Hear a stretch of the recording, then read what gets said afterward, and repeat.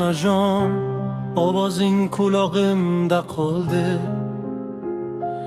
Duolaring yo'limni yoritib qoldi. Ko'zlarim har kecha seni izlaydi. Yuragim sen ketgan kundan yig'laydi.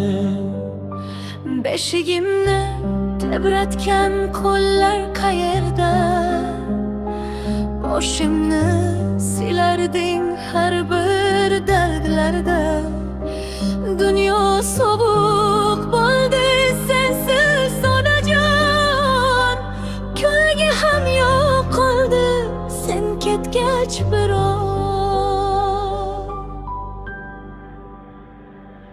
Onajon, men hali bolangman axir. Seni chaqirsam ham javob yo'q hozir.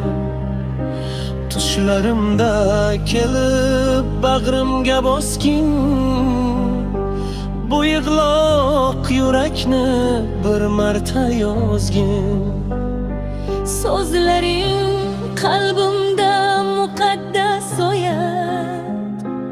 Har qadamimda sen duo himoya.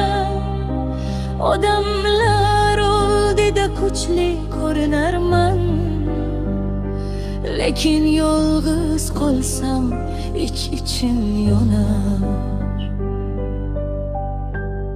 Ayt onajon, men nima qilayin? Bu so'g'inch olovin qaysi suv bilan o'chayin? Osmonga qarab gapiraman har tun. Yulduzlar guvoh senga yetib borsin. Onajon, isming duo labimda. Surating yashaydi har bir qalbimda. Men yashayman sen o'rgatgancha bor. Jannatda ko'rishguncha xayr onajon.